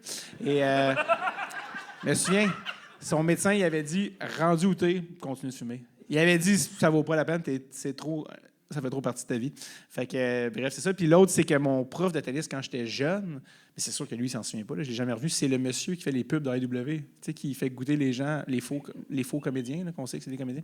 C'est bon, oui, t'es comédien. Ce monsieur-là, c'était mon prof de tennis, mais j'ai aucun souvenir de ça, mais j'ai jamais recroisé ce gars-là, d'ailleurs. C'est quoi son nom? Michel, en tout cas, peu importe. Ouais. Bon, c'est pas important. J'ai dit oui à Michel. Il n'y a pas une anecdote juteuse qui s'en vient, là. Bref, fait que voilà. Pas comme les bons burgers. Mais je dirais le prof de latin, monsieur Étier, je l'adorais. Ouais. Parfait. C'est un bon choix. Il y a pas beaucoup de profs du secondaire que je suis allé à leur service funéraire. Puis lui, je suis allé, quand t'as un je suis pas prof? si proche que ça de mes profs. Non, mais parce que t'étais proche de tes profs. Non, c'est ça que je dis. Vraiment, aucun, sauf lui. OK, lui, t'as été... Lui, quand OK, j'ai vu, c'est ça, j'ai fait OK. comme, il était tellement nice, il était tellement comme OK, encourageant. je pensais que t'allais à toutes. Non, je m'assure. Oh, il regarde le journal. Enfin, le moment venu. T'es toujours haï. Il rappelle une gang de boys. Parce que toi, vous étiez juste, à part en secondaire 5, vous étiez Ouais. que des gars. Ouais, 1 à 4 qu'il y a des gars. C'est à quoi les gens font? Peut bien être fucké, ce style-là. Non. Mais oui, sont 1 à 4, juste des gars. 5, les filles arrivaient, puis là, tranquillement, on revenait à la société, puis tout ça. C'est pour ça qu'en secondaire 5 est arrivé parmi les 12 filles qui sont arrivées. Il n'y en avait vraiment pas beaucoup. Béatrice Martin, Oui. alias Cœur de pirate. Puis, dans ta carrière musicale, vous aviez un band, puis c'est elle qui faisait l'affiche. Ouais, encore une fois, carrière musicale, trop fort comme terme, mais on avait fait J'aime un ça show. rappeler au monde que tu as une belle carrière musicale. On avait fait un show de musique. Puis, tu sais, tout le monde a fait quelque chose là, dans la cohorte. Puis, Béatrice avait fait l'affiche du spectacle. C'est comme, quelle mauvaise gestion de talent. Peut-être qu'elle devrait jouer dans le spectacle, hein, peut-être. Puis, ce qui est fou, c'est que des années plus tard, en 2023, carrément comme 15-17 ans plus tard, elle m'a écrit sur Instagram, genre, hey, t'es-tu un producteur? Puis aujourd'hui, mon premier one-man show qui est sorti, c'est Bravo Musique, sa boîte à elle, qui produit mon show. Fait que c'est comme... On allait voir des... Ouais, c'est malade. Hey, allez voir Dave en show, sincèrement. Exact. Je l'ai pas encore fait, mais c'est sous ma check. Je pense que je viens à Valleyfield, éventuellement. Je sais qu'il y a une date en vente, fait que c'est des gens qui sont pas loin. Yes. Mais ils ont tous pas de permis, ce monde-là. Ah, OK, excusez. J'envoie des autobus. Allez, hop! Le moment le plus weird entre d'être une fille qui a une phobie du ciel ou d'être une fille et lui parler de Brian Piton. C'est arrivé, ça? Oui. J'étais là. Hein? J'étais cette dame. Non, c'est C'est parce que je me souviens de rien, fait que j'ai peur. Attends, mais l'affaire de Brian Piton, ça me dit sweet fuck que all. pendant une date, te parlais de Brian Piton Ah, à ben la ça, fille. sûrement. Ça m'étonne pas. Là. Je serais comme, connais-tu ce gars-là? C'est incroyable. Pour vous donner une idée, dans notre show qui vient de sortir à la poursuite du rêve glacé, Brian n'est pas assez bon pour jouer au hockey, mais on lui a trouvé le rôle de soigneur ou de gérant d'équipement. Et c'est le comic relief de la série. Il est absolument crampant. Il ne sait pas taper un bâton, cet homme-là. Puis il est gérant d'équipement. Bref, vous irez voir. Mais non, ça me dit sweet fuck all. Hey, je suis tellement désolé. Il y a un monsieur. Tu t'endors, je me sens tellement mal. Le monsieur après rangé, il s'endort, je me sens tellement mal. Hey, mais il ressemble à Carl de Carte Charette, trouves-tu? Oui, c'est vrai. Oui? Le pauvre. On te l'a-tu déjà dit? Non. Non? Ah bon. On le réveille pour lui dire ça. Je suis désolé. Bref, depuis tantôt, j'ai le goût d'aller une oreiller. Viens, mon grand, viens. Ah. Ah non, moi, hey, Carl, le Hey, 4 toi, Charest. quoi? 4 Charest. Hein? Respire, réveil. Désolé. Vous pouvez vous rendre... Je suis désolé. Je me sentais mal. José Godet s'en vient pour les autres. Ça sera pas long. Non, non, vous avez dit, hey, Dave, il est excellent, Non. sincèrement. Pour vrai.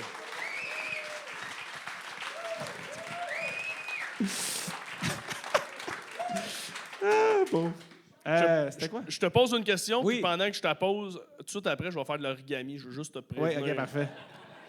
Fais un coin-coin. Celui qui était le plus déçu de son cadeau à Noël entre ton père, à qui t'as donné une cassette de Mario Jean, ou lui qui t'offre la biographie de Pierre-Éliott Trudeau.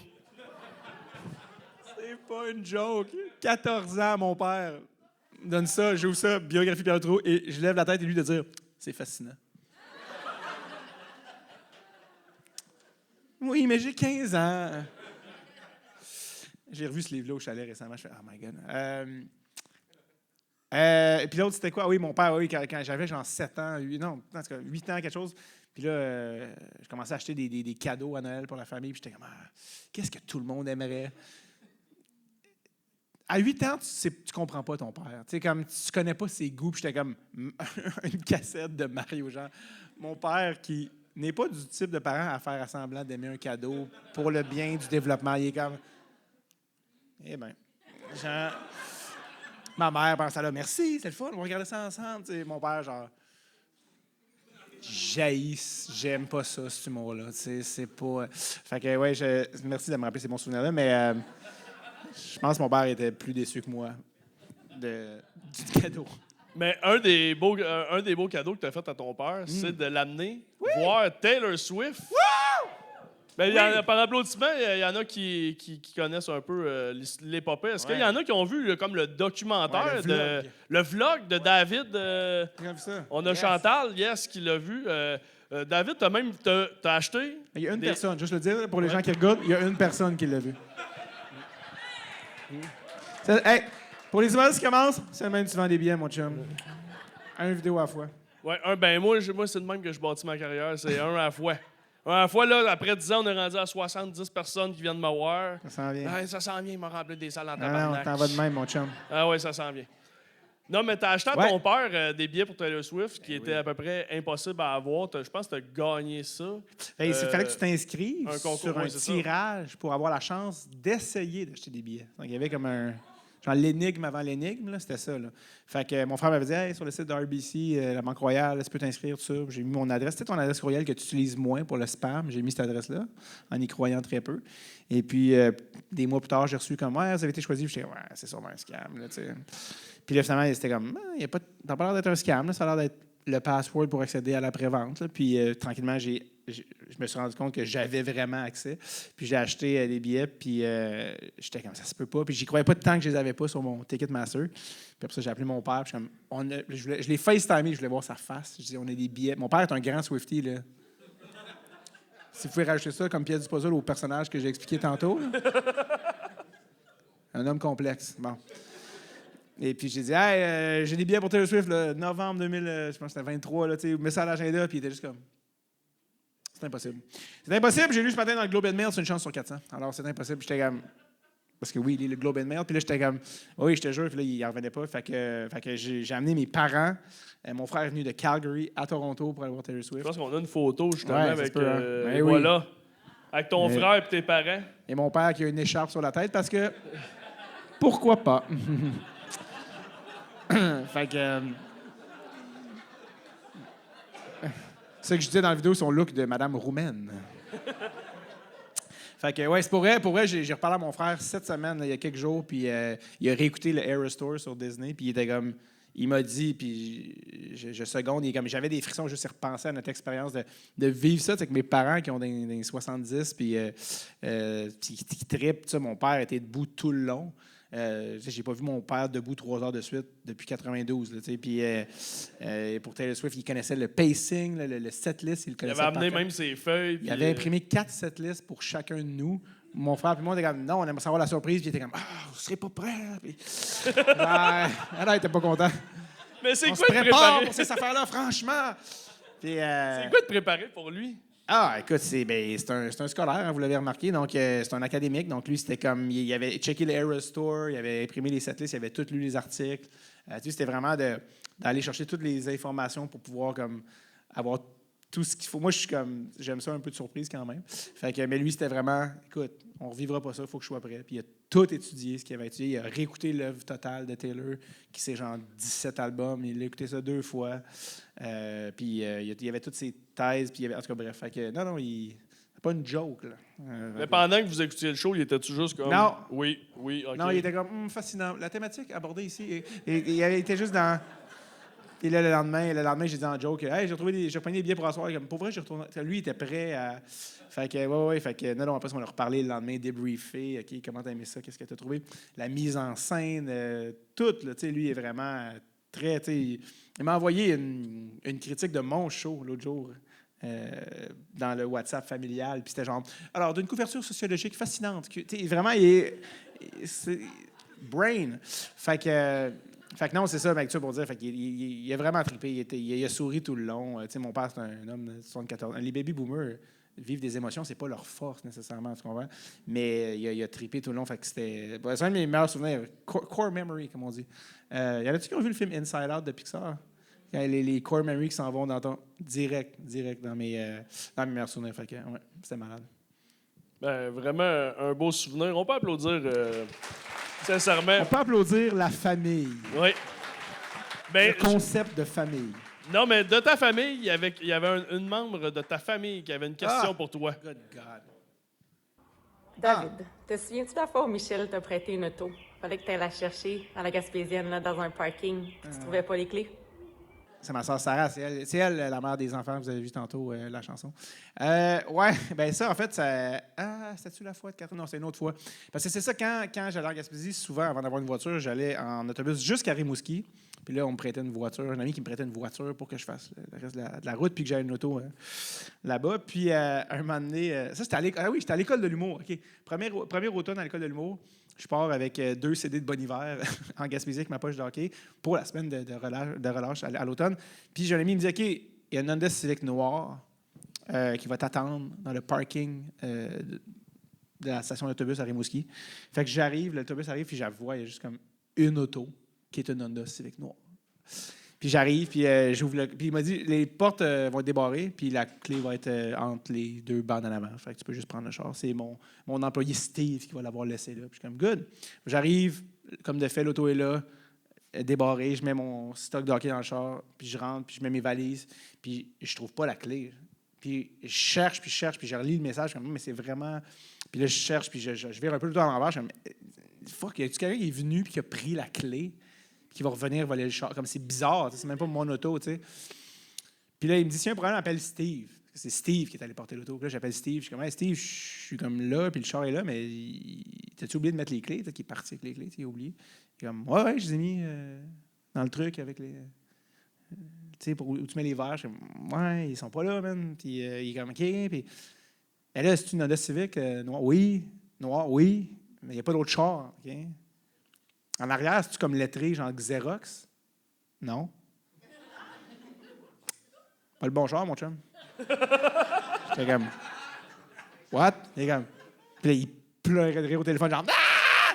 Moi, je suis dans le char d'un gars, là, ou d'une fille qui va arriver, va être comme, excuse-moi, peux-tu t'aider? J'étais en train de flipper les CD, tu sais, les cartables à CD. J'étais comme, qu'est-ce que c'est ça? Je t'ai dit, j'avais tout viré, je suis comme, man, m'as-tu déjà vu sortir d'un char qui n'était pas le mien plus rapidement? Genre, puis le gars, il a dû revenir dans son char, mais comme, qui a joué avec mes CD? Quand c'est. Puis le char était dans un parking l'autre bord. Fait que. Une crise de chance que ce gars-là n'a pas laissé ses clés dans son char. C'est ça la morale de l'histoire. Toi, tu serais parti avec ce char-là, c'est clair. Fait que, ouais, voilà. Très drôle, très, très drôle. On va parler de hockey parce qu'on en a déjà parlé, mais on ne peut pas passer sous silence ta carrière de joueur de hockey. Après ta carrière musicale, on va te ramener quand tu étais tout petit. Tu as déjà été un fin marqueur de 50 buts. Ouh. Oh, wow! Hey, j'avais... non, mais un marqueur de 50 buts, là, on n'a pas vu ça quand ben à Montréal. On peut applaudir ça. Là. Come on! Là. Le dernier, c'est Stéphane Richer, puis avant ça, David Bocage. 50 goals. J'aime comment tu n'as pas mentionné Atome B. Non, mais j'ai dit à Montréal. Oui, ça, c'est une photo chez ma grand-mère, ça. Ben oui, en fait, j'avais joué au hockey plus jeune, puis j'étais quand même pas pire. Je jouais beaucoup l'été, puis ça, fait que je me préparais. Puis une année où j'allais probablement jouer dans le 2 lettres, mais je me suis cassé la clavicule en faisant des sauts de vélo, parce qu'à 11 ans, ta prise de décision est assez erratique. Et fait que je m'étais cassé la clavicule, j'avais pas pu faire les camps 2 lettres, fait que je m'étais ramassé dans le B parce qu'il n'y avait pas de A. En tout cas, bref. Et cette année-là, j'avais scoré 50 buts. Puis mes parents étaient arrivés avec une pancarte là, à la Mike Bossy ou Maurice Richard pour mon 50e. Fait que, ouais, ça c'était Étienne Desmarteaux, à mon aréna de quartier dans Rosemont. Des beaux souvenirs où je portais d'ailleurs, j'aborde fièrement sur la photo, le chandail. Je me défonce au hockey, qui était un cadeau de fête personnalisé de ma soeur pour Noël. Une de mes soeurs. Donc voilà. Donc, il n'y a pas d'anecdote très juteuse. Ça se peut que ça ne fasse pas la cote, mais. It is what it is. Ouais. Non, mais tu as eu des beaux voyages aussi pour le hockey. On a parlé de Niagara. Tu as été en Suisse, je pense, oui! avec une gang. Est-ce que vous me trouvez sur la photo?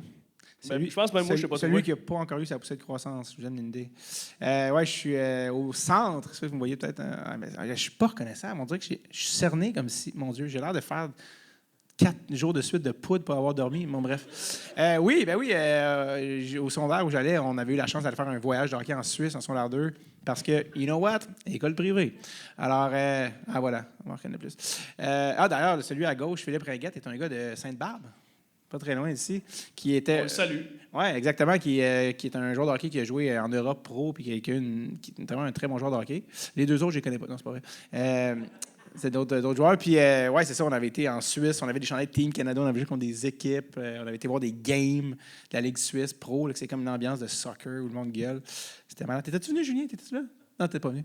Un détail qui vraiment n'implique personne d'autre que nous deux. Et, donc, bref, ouais, c'était malade. Mais c'est quand même de représenter le Canada un peu. Ouais, ça, c'est un peu big comme statement, je dirais. On présentait... on s'était inventé qu'on était Team Canada. On était en fait 12 jeunes de Côte-des-Neiges. Mais non, c'était malade. Je me souviens, mon père travaillait beaucoup en Europe, puis il était beaucoup en France, mon père, à l'époque. Puis il était venu me rejoindre, puis on avait été faire du ski. On allait faire du ski dans les Alpes. Je veux dire, tu peux pas retourner après à Saint-Sauveur. Ça marche comme plus. Genre, comme la descente de 1 minute, là, ça marche. Écoute, fallait que tu prennes un comment t'appelles ça? Pas un chairlift, mais un téléphérique, merci. Merci à mon père, qui est plus cultivé que moi. Doigt qui devrait animer ça. Non. Tu prends un téléphérique pour arriver au chairlift. Fait que c'est comme t'es en haut de là-haut. Puis j'avais jamais vu ça dans ma vie où tu descends, puis t'es comme pendant ta descente, t'es comme un restaurant, là t'arrêtes, tu manges, puis tu finis après ta descente. C'était malade. Ça s'appelle les Portes du Soleil. Bref, puis mon père, j'ai fait du ski avec mon père là-bas aussi. Fait que ça aussi, c'était un souvenir incroyable. Mais ouais, quand j'ai rencontré après ça Sam Breton à l'école de l'humour, tu sais, qui venait de Laurier Station, puis tout ça, puis on aurait dit qu'on avait vécu des vies très différentes. Et comme, de quoi le voyage de hockey en Suisse, en secondaire? Sacrament! Tu l'imites bien, en plus. Des expériences. Colis! Non. Mais, alors! C'est pas comme ça, ça. Donc, bref, ouais, vraiment chanceux d'avoir vécu ça, puis c'était malade. Nous autres, on avait genre un voyage à Boston. Ouais. On jouait pas au hockey. Là. C'était comme, tu vas au Boston, puis après ça... C'était comme, ça, c'est l'eau. Ouais. Ben on va s'en retourner. On n'avait pas vu grand-chose. On peut pas passer sous silence aussi ton beau chandail de Dretul Tape. Yeah. Pour ceux qui ont déjà écouté le podcast de Dave Dretul Tape, on en a que... Vous n'êtes pas obligé de faire assembler. Non, mais plus qu'une personne. Quand même plus qu'une personne. Il y en a 3. Non, mais Dave reçoit plusieurs joueurs, joueuses, analystes, ou tout du monde qui influe l'entour du hockey. Le hockey est un prétexte un peu pour jaser. Tu as utilisé le terme « influe ». Je ne vais pas passer sur le silence, c'est quand même pas plate. C'était ça un bon terme? Je pense pas que ça existe, mais en même temps, dans ta bouche, c'est de la poésie. Fait que, c'est ce que je me dis. C'est le Richard Desjardins du podcast. Le Richard Desjardins du podcast.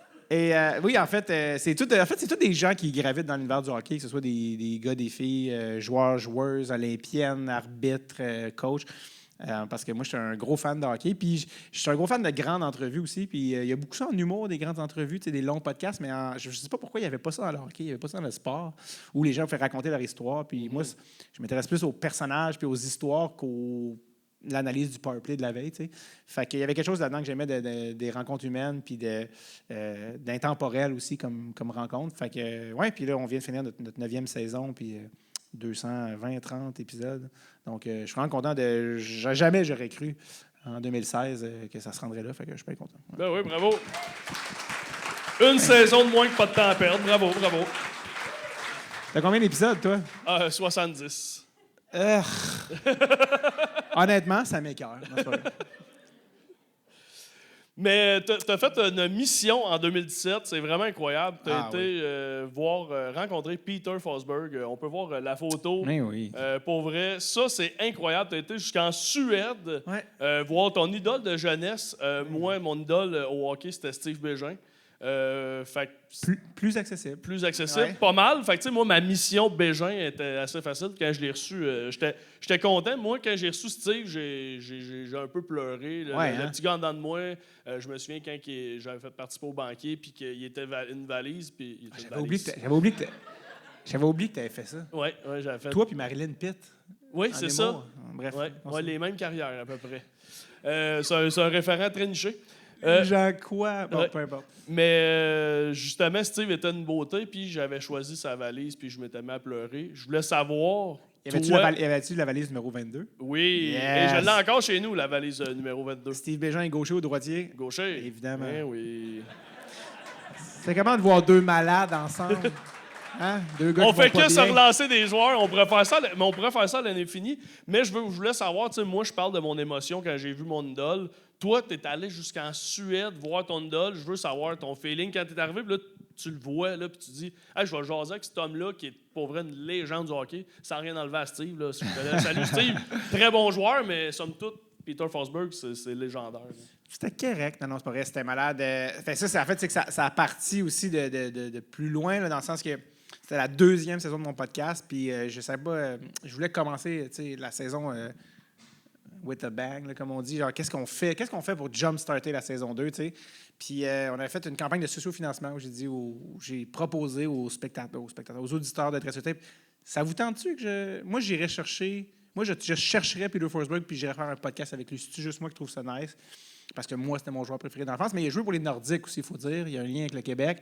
Puis c'est un gars qu'on voit pas beaucoup dans les médias. Suédois. Ils ont quelque chose de mystérieux, les Vikings, je sais pas. Puis les gens ont répondu à l'appel comme vraiment rapidement. Même des gens qui sont pas fans de hockey. Il y avait comme une quête de comme oui, il faut que tu le trouves, là, tu sais, ça presse. Fait qu'on a ramassé l'argent en comme 2 semaines, tu sais. Puis juste pour comme s'acheter des billets d'avion puis aller là-bas, puis ça. Puis finalement, on en a fait la mission Forsberg, puis on a fait 8 épisodes en 10 jours que j'ai enregistré là-bas avec lui, mais avec Marcus Naslund, qui était aussi une légende du hockey, le président de la Fédération suédoise de hockey sur glace, plein d'autres intervenants, bref. Et puis lui, c'était à Stockholm. Puis ça, c'est son bureau, dans le fond. Lui, Peter Forsberg, il a une vie fascinante. Là. Il possède comme une vingtaine de compagnies. C'est lui qui a importé les Crocs en Suède. Pourquoi pas? Et c'est lui qui importe des souliers pour Steve Madden. C'est pas pour ça que vous voyez des souliers en arrière. Il y a une compagnie de construction. Un portfolio fascinant. Bref. Et il avait dit, on avait fait une bande-annonce, nous, pour essayer de... Parce que, tu sais, il faut que je le trouve. Moi, je ne suis pas ami avec Peter Forsberg. Puis, j'avais fait une bande-annonce qu'on avait faite français-anglais, où on avait mis des sous-titres en anglais, où je jouais un faux suédois. Je parlais... Parce qu'il y avait des jokes que je faisais pour la mission Forsberg. Puis ça s'était rendu à un gars dans sa ville natale qui avait dit, viens, c'est qui ces deux? C'est qui ce Québécois-là? Pas rapport. T'avais ton gendarme aussi. De la Suède, tout ça. Puis là, il avait envoyé ça à Forsberg. Il avait dit, il faut que tu reçoives ces gars-là, tu sais. Et c'est pas d'ailleurs, on dit toujours, on est à 6 personnes de tout le monde, là, au monde. 5? Désolé. C'est comme un... Non, je n'étais pas charmante. C'est un peu ça qui est arrivé pour vrai, parce que la manière dont ça s'est fait, c'est que Sam Breton, de Laurier Station, une ville à la campagne, a un ami qui s'appelle Samuel Blanchet, qui est un joueur de hockey, qui jouait en Suède dans une division 2-3, qui lui connaissait un gars, qui connaissait un gars, qui connaissait Peter. Et c'est ce gars-là qui a reçu notre vidéo, puis il a fait, parce que tu voyais que j'étais un petit peu zouzou là, dans la vidéo.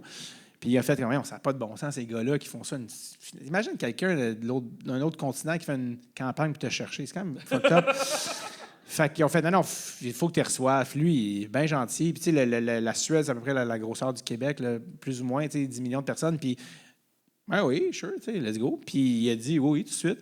Puis il nous a mis en contact avec, puis en tout cas avec son équipe. Puis... T'as-tu écrit à Peter? Non, direct? c'est ça, c'est vraiment son équipe. Je pense pas que je l'aurais texté. Mais je me souviens plus c'était qui là qui travaillait pour lui, qui avait dit ouais, pas de trouble. Je pense que c'était littéralement sa secrétaire. Qui a dit ouais, cool. Puis moi, j'avais même dit, genre, pas être gossant, je suis comme, ça nous prend un endroit où on peut enregistrer en silence, parce que sinon, c'est pas utilisable, vu que c'est seulement audio. Puis il avait dit ouais, j'ai un bureau avec une salle, puis c'est là qu'on nous voit en ce moment. Fait que nous, on est rentré là. Il était pas là quand on est arrivé. On s'est juste installé. On voit en bas à gauche le chandail. Je faisais signer des affaires que je me suis ramené. Puis il est rentré par une autre porte. Genre, hey, salut les gars, ça va? Moi, mon ami, on était comme. Il est comme, café. Je bois même pas de café. J'étais comme, ouais. Puis il était super gentil, super vraiment là, bien relax. Genre, ouais, fait cool, on fait ça. Yeah, ouais, cool. Ouais, let's go. Genre, puis on a jasé 1 heure. Des anecdotes de Patrick Roy. Il était super généreux, super content. On lui a même fait faire une petite vidéo après de promo qu'on a utilisé. Bref, c'était malade. C'était en avril 2018 que je me suis rendu là. Fait que, ouais, c'était un des moments marquants de Dread sur le Tape qui nous a fait, je pense, découvrir d'autres personnes. Parce qu'il y avait des articles de journaux dans le Journal de Montréal. David Bocage part en Suède chercher Peter Forsberg. Super bizarre. Puis, fait que, ouais, c'était malade. Tu as vécu un de tes plus gros hangovers aussi, je pense, là-bas, puis tu avais une entrevue le lendemain.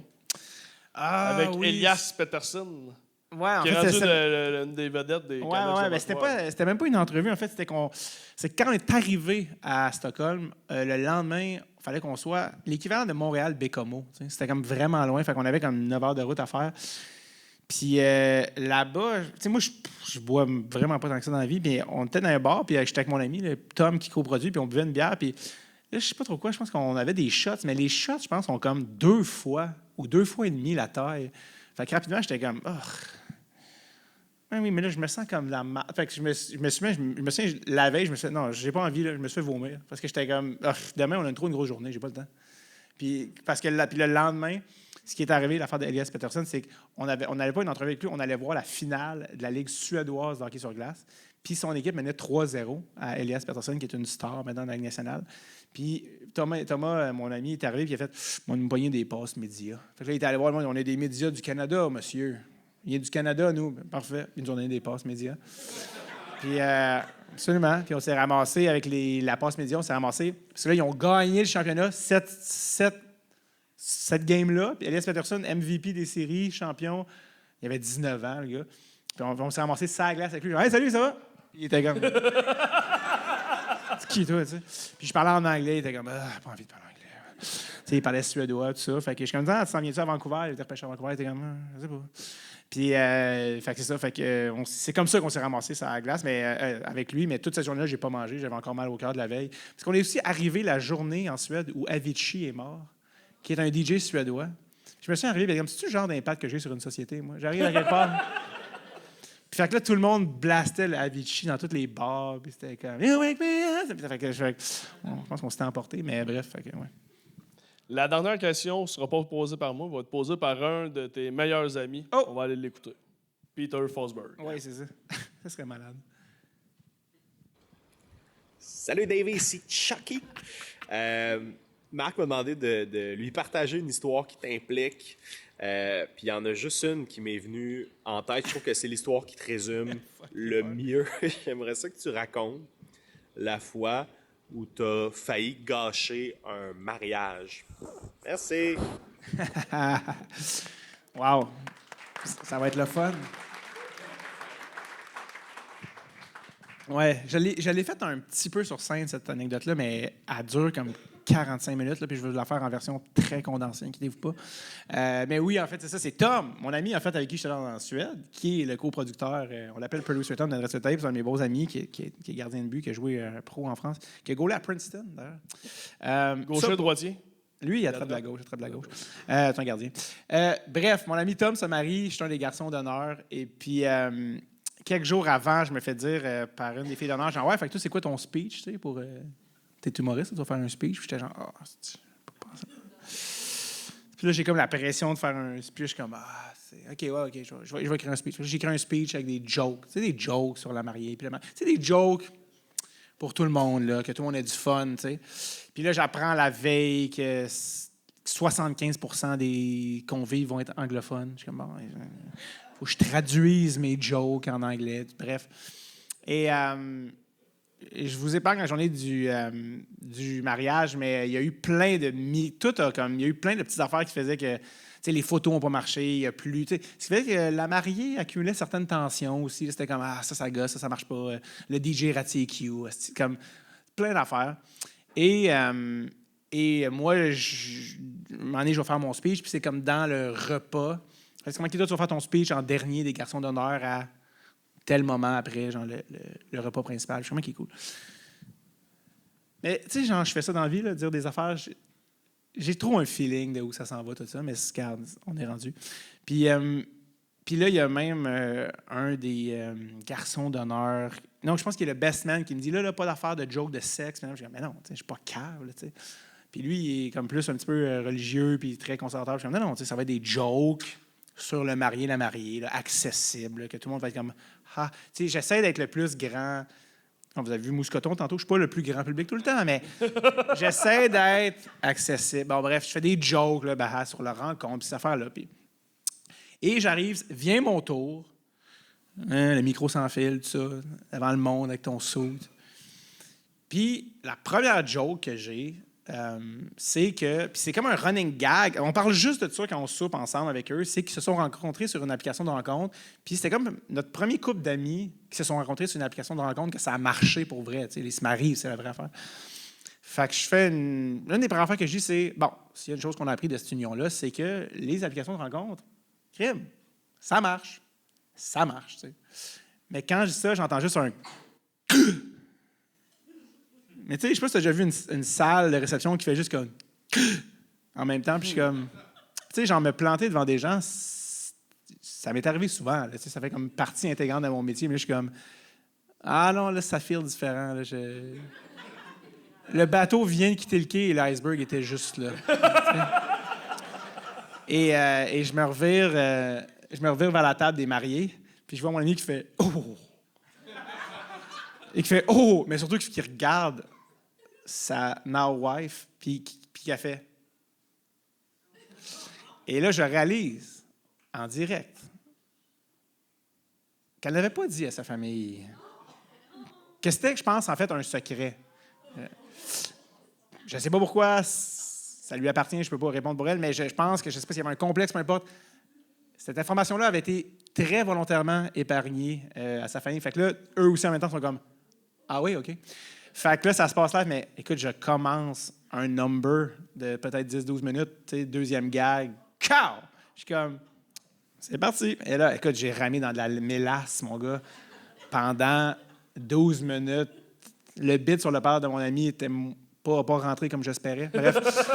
Puis c'est drôle parce que là, t'as comme les gens aussi sont mal parce que la mariée est mal. Fait que c'est drôle. En même temps, c'est en anglais. La moitié, mon ami d'homme est d'origine polonaise. La moitié sont des Polonais de Winnipeg. Il y a beaucoup de niveaux là, tout ça, vous comprenez?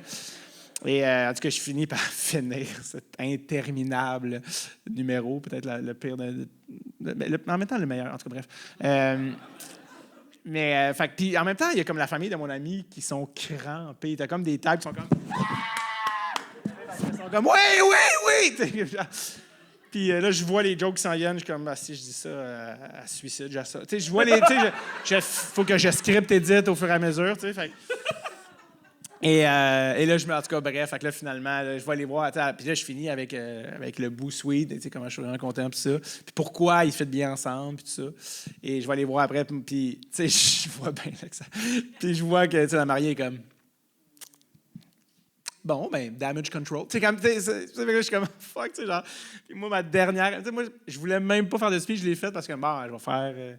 C'est mon métier, I guess, que ça serait gentil de faire ça. Puis finalement, ça a eu l'effet inverse. Ça a complètement backfire. Puis, écoute, j'ai un souvenir là, très précis. Je reviens à la table des garçons d'honneur et les gens étaient tellement mal, ils étaient tous partis. Je suis revenu, la table était vide. Du riz froid avec du poulet froid. Puis j'étais genre, yes! Tu mangeais tout seul à la table. Ah ouais, j'ai d'autres amis, il y a une autre table qui ont fait « Non, viens à la table, c'est parce que ça n'a aucun crise de bon sens. » Parce que c'était trop, genre... Écoute, je revois encore, j'ai un ami qui était sur... Tu sais, les chaises, tu sais, c'est des tables rondes. Je me souviens encore, j'ai un ami qui me regardait comme ça pendant mon speech, il était comme ça. Puis là, j'étais allé m'asseoir à leur table. Puis écoute, je me souviens, c'était écoute, le malaise. Mais tu sais, puis pendant que je le vivais, j'étais comme, je le sais que je suis en train de vivre la meilleure anecdote de ma vie. Tu sais, je le savais pendant. Puis écoute, je reviens à ma table tout seul. Puis dans une scène des plus cinématographiques, j'ai vu la mariée partir en courant, en pleurant vers les toilettes avec avec des filles dans qui sont comme franchement, c'est tellement. C'était un film. J'étais comme, ben oui. Puis là, je t'épargne, il y avait comme 8000 détails de cette journée-là, d'anecdotes. Je t'épargne 100 000 détails. Mais fait que ça, c'était la fois. Pour te donner une idée, le lendemain de ça, j'ai appelé Jay du Temple pour lui dire écoute, j'en ai une bonne pour toi. Puis il était à OD, il était en Afrique. Puis il fait compte-moi là. Puis je suis comme. Puis il dit compte-moi ça. Puis je suis comme non, t'as juste 15 minutes, t'as juste 20 minutes.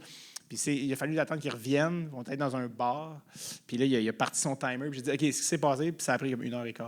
Il comptait tous les personnages. Parce que là, je vous ai donné le résumé, le synopsis du film. Mais bref, fait que ça prendra un podcast, juste un épisode de ça. Non, mais je te dis, je voulais en faire. Je me suis déjà demandé si j'en faisais un show complet.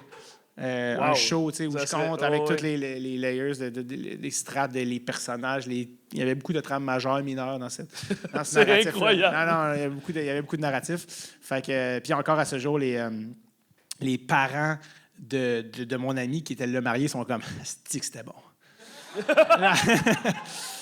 C'est hot, c'est bon, c'était écœurant. Puis toute sa famille avait trippé de ça. Puis, mais la belle famille, t'ont-tu reparlé? Oui, c'est ça, tu sais. Je suis full en bon terme avec la mariée.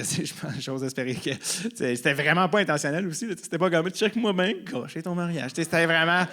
Fait que non, c'est ça. Puis ils sont ensemble encore, ils ont 2 enfants magnifiques, puis tout se passe bien. Mais ouais, c'était une soirée magique. Évidemment, Charles ne passera pas sous le silence. Ouais. David, ma dernière question. Oui. As-tu passé une plus belle soirée que la fois au Catacombe?